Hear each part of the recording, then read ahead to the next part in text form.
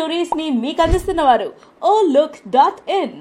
ప్రపంచంలో ఉన్న ప్రతి సక్సెస్ స్టోరీ వెనుక ఉండే ఒకే ఒక్క ఆయుధం మోటివేషన్. గొప్పవారందరూ గతంలో ఖాళీ చేతులతో తమ ప్రయాణాన్ని మొదలుపెట్టిన వారే, కానీ వాళ్లకున్న సంకల్పమే వారిని సక్సెస్ఫుల్ బిజినెస్ మెన్ గా శిఖరాలకు చేర్చింది.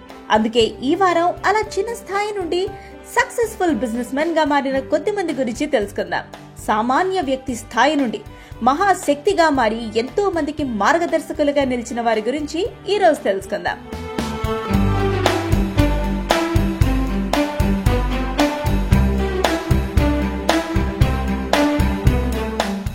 ముందుగా WhatsApp co founder Jan Koum గురించి తెలుసుకుందాం. యుక్రెయిన్ లో ఒక పేద కుటుంబంలో జాన్ కామ్ పుట్టారు. అది సోవియట్ ఎరా. అక్కడ బతకడం కష్టమై అక్కడి నుండి యుఎస్ఏకి వలస వచ్చి అక్కడ రెఫ్యూజీగా బతికాడు జాన్. అక్కడ సాధారణమైన స్కూల్లో చదివి తన లెసన్స్ కోసం సోవియట్ నోట్బుక్స్ ను వాడేవాడు. తర్వాత కంప్యూటర్ గురించి నేర్చుకోవడానికి యాహూలో చేరిన జాన్ అక్కడ తన వాట్సాప్ స్టార్ట్ చేయడానికి ఉద్యోగం మానేశాడు. జాన్ సక్సెస్ కోసం చాలా దూరం ప్రయాణించాడు. ఎంత కష్టపడ్డా కూడా చివరికి తాను అనుకున్న వాట్సాప్ ను స్టార్ట్ చేసే తీరాడు. అంటే తన కష్టానికి ఫలితం దక్కింది. ప్రస్తుతానికి ప్రపంచంలో ఎక్కువ మంది వాడుతున్న text messaging app WhatsApp. 1.2 billion users WhatsApp ను యూజ్ చేస్తున్నారంటే దాని వెనుక జాన్ కామ్ కష్టం ఎంతుందో చెప్పాల్సిన అవసరం లేదు. 2014 ఫిబ్రవరిలో వాట్సాప్ ను ఫేస్బుక్ $19 బిలియన్ పెట్టి సొంతం చేసుకుంది. ఈ లిస్ట్ లో ఇప్పుడు మనం స్టీవ్ జాబ్స్ గురించి తెలుసుకోబోతున్నాం. ఈయన్ని ఫాదర్ ఆఫ్ డిజిటల్ మోటివేషన్ గా అభివర్ణిస్తారు. తాను ఒక గ్లోబల్ బ్రాండ్ ను రిప్రజెంట్ చేయడం మాత్రమే కాదు, తన ఫుట్ స్టెప్స్ ను ఫాలో అయ్యే జనరేషన్ ఆఫ్ ఇన్నోవేటర్స్ ను తయారు చేశారు. తన మరణం తర్వాత కూడా ఎంతో మంది ఆయన అడుగుజాడల్లోనే నడుస్తున్నారు. కార్పొరేట్ హిస్టరీలో ఒక పెద్ద మైల్ స్టోన్. బ్యాంక్రాఫ్ట్ స్టేజ్ నుండి తన కంపెనీని ఉన్నత స్థాయికి చేర్చాడు. ఇప్పుడు ప్రపంచంలోని మోస్ట్ ప్రాఫిటబుల్ కంపెనీస్ లో యాపిల్ ఒకటి. కాలిఫోర్నియాలోని మౌంటైన్ వ్యూలో ఓ చిన్న కుటుంబంలో పుట్టిన స్టీవ్ తన తల్లిదండ్రులకు అడాప్టెడ్ సన్. ఆర్థిక ఇబ్బందుల వల్ల చదువుని కూడా మధ్యలో వదిలేసిన ఆయన మొదట్లో అటారీలో టెక్నీషియన్ గా కూడా పనిచేశారు. తన స్నేహితుడు స్టీవ్ ఓజ్నాక్ తో కలిసి స్టీవ్ జాబ్స్ యాపిల్ ని స్టార్ట్ చేశారు. అప్పటి నుండి స్టీవ్ కు వెనక్కి తిరిగి చూడాల్సిన అవసరం రాలేదు. 25 ఏళ్లకే 100 మిలియన్ నెట్వర్క్ సొంతం చేసుకున్నారు. అతి తక్కువ వయసులోనే Forbes nations richest people list లో చేరిన వ్యక్తుల్లో ఒకటిగా నిలిచి ఎంతో మంది యంగ్ ఇన్నోవేటర్స్ కి ఆదర్శంగా నిలిచారు. స్టీవ్ జాబ్స్ తర్వాత ఈ లిస్ట్ లో జాక్ మా గురించి తెలుసుకుందాం. జాక్ మాది నిజంగానే rags to riches story. Jack communist చైనాలోని ఒక పేద కుటుంబంలో పుట్టాడు. యూనివర్సిటీ ఎంట్రన్స్ ఎగ్జామ్ లో 2 సార్లు ఫెయిల్ అయ్యాడు. ఎన్నో జాబ్స్ లో ఆయన రిజెక్ట్ చేశారు. అందులో KFC కూడా ఒకటి. ఆ తర్వాత తన థర్డ్ ఇంటర్నెట్ కంపెనీ అలీబాబాతో ఒక్కసారిగా స్టార్ గా మారాడు. టీనేజర్ గా ఉన్నప్పుడు ఉదయాన్నే లేచి తన ఊరిలో ఉన్న మెయిన్ హోటల్ కి వెళ్లి అక్కడున్న విజిటర్స్ కి టూర్స్ ఆఫర్ చేస్తూ ఇన్ రిటర్న్ వారి దగ్గర ఇంగ్లీష్ నేర్చుకునేవాడు. తన పేరులో జాక్ కూడా ఒక విజిటర్ తనకు పెట్టుకున్న నిక్ నేమ్.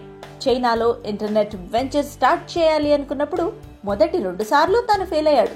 కానీ ఆ తర్వాత అలీబాబా కోసం 17 మంది తన స్నేహితులకు తన ఐడియా చెప్పి వారిని కన్విన్స్ చేసి తన కంపెనీ స్టార్ట్ చేశాడు జాక్. ఈ కంపెనీ IPO $150 మిలియన్. ఇది న్యూయార్క్ స్టాక్ ఎక్స్చేంజ్ హిస్టరీలో ఒక లార్జెస్ట్ ఆఫరింగ్. ఇదే $25 బిలియన్ ఎస్టిమేటెడ్ వర్త్ తో జాక్ ను చైనాలోనే ధనవంతుడిగా మార్చేసింది. ఇప్పుడు మన లిస్ట్ లో నెక్స్ట్ వస్తోంది లారీ ఎలిసన్.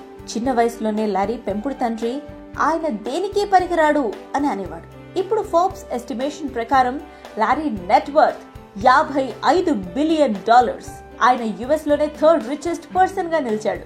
ఆరకిల్ స్టార్ట్ చేయక ముందు ఆయన షికాగోలోనే ఒక వర్కింగ్ క్లాస్ ఫ్యామిలీలో పెరిగాడు. ఫార్చ్యూన్ లో వేసిన ఒక కథనం ప్రకారం లారీ పుట్టినప్పటికీ తన తల్లికి ఇంకా పెళ్లవ్వలేదు. అందుకే ఆయన తన బంధువుల దగ్గర పెరిగాడు. తన బయాలజికల్ ఫాదర్ ను లారీ చూడనే లేదు.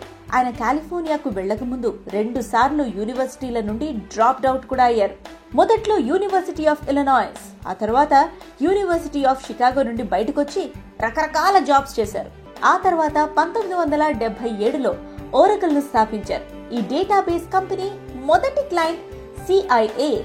ఆ తర్వాత మోస్ట్ పాపులర్ డేటాబేస్ గా మారింది. ఆ సక్సెస్ లారీని ఎక్కడికో తీసుకెళ్లిపోయింది. 2014లో ఆయన CEO బాధ్యతల నుంచి తప్పుకునే వరకు హైయెస్ట్ పెయిడ్ US ఎగ్జిక్యూటివ్ లారీనే. చిన్నప్పుడు తన అడాప్టెడ్ ఫాదర్ చెప్పింది తప్పు అని ఎప్పుడో ప్రూవ్ చేసేశాడు లారీ ఎలిసన్. మన దేశంలో కూడా ఇలాంటి ర్యాగ్స్ టు రిచెస్ స్టోరీస్ ఉన్నాయి. అలాంటి వారి గురించి చెప్పుకోవాలంటే లిస్ట్ లో ముందుగా వచ్చే పేరు Dhirubhai Ambani. Reliance industries founder అయిన ధీరుభాయ్ హీరాచంద్భాయ్ జమునాబేన్లకు జన్మించాడు. వారి 5 సంతానంలో ధీరుభాయ్ ఒకరు. ఆయన చిన్నప్పటి నుండి చదువు కంటే కూడా పనిచేయడం పైన ఎక్కువగా ఆసక్తి చూపించేవారు. అందుకే స్కూల్ బంకు కొట్టి మరి వీధుల్లో తిరుగుతూ డబ్బులు ఎలా సంపాదించాలి అని పక్కన వారిని చూసి నేర్చుకుంటూ ఉండేవారు. చిన్న వయసులో తన తల్లి బాధపడుతూ ఉంటే చూడలేక ఏదో ఒక రోజు తాను కుప్పలు కుప్పలుగా డబ్బులు సంపాదిస్తాను అని చెప్తూ ఉండేవాడట. తన బిజినెస్ లైఫ్ ఆయన స్కూల్లో ఉన్నప్పుడే స్టార్ట్ అయింది. వీకెండ్స్ లో మౌంట్ గిర్నార్ దగ్గరకు వచ్చే పిల్గ్రిమ్స్ కి భాజీ అమ్మేవారు. 1949లో స్కూల్ చదువు తరువాత తన సోదరుడు ధీరుభాయ్ ను అడెన్ కు పంపించారు. కొన్ని సంవత్సరాలకు ఆ కంపెనీ షెల్ ప్రొడక్ట్స్ కి డిస్ట్రిబ్యూటర్ గా మారింది. ఆ తర్వాత ధీరుభాయ్ కి ప్రమోషన్స్ కూడా వచ్చాయి. ఆయన్ని ఆయిల్ ఫిల్లింగ్ స్టేషన్ ని మేనేజ్ చేయమని పంపారు. అక్కడే ఆయనకు ఒక రిఫైనరీ స్టార్ట్ చేయాలి అన్న ఆశయం మొదలైంది. ఇండియాకు వచ్చిన తర్వాత అహ్మదాబాద్ లో తన టెక్స్టైల్ బిజినెస్ ను స్టార్ట్ చేశారు. కానీ ఆయన బిగ్గెస్ట్ బ్రేక్ తో మాత్రం 1977లో వచ్చింది. 58,000 మంది ఇన్వెస్టర్స్ ను అట్రాక్ట్ చేసి తన ఫస్ట్ రిలయన్స్ కమర్షియల్ కార్పొరేషన్ ని స్టార్ట్ చేశారు. అక్కడి నుండి ఆయనకి వెనక్కి తిరిగి చూడాల్సిన అవసరం రాలేదు. ఓ హంబుల్ బిగినింగ్ $64 బిలియన్ ఆస్తిని ఆయన వెనక్కి చేర్చింది. ఇంకా ఆస్తిని చేరుస్తూనే ఉంది. డ్రీమ్స్, డెడికేషన్ ఈ రెండు చాలా పవర్ఫుల్ కాంబినేషన్. ఫెయిల్యూర్స్ ని చూసి భయపడకుండా మనం ట్రై చేయకుండా మిస్ అయ్యే ఛాన్స్ గురించి ఆలోచించాలి. ఈ రోజు మనం ఫేస్ చేసే కష్టాలు రేపటికి మనం పెంచుకునే ఆస్తులే. కంఫర్ట్ జోన్ మనం ఉండటానికి మంచి స్థలమే కావచ్చు, కానీ అక్కడుంటే మనకొచ్చే లాభం ఏం లేదు కదా. అక్కడి నుండి బయటికి రావాలి. సక్సెస్ సొంతం చేసుకోవడం అంత సులభం కాదు. అది సాధించాలంటే ఇదిగో వీరిలా కష్టపడక తప్పదు.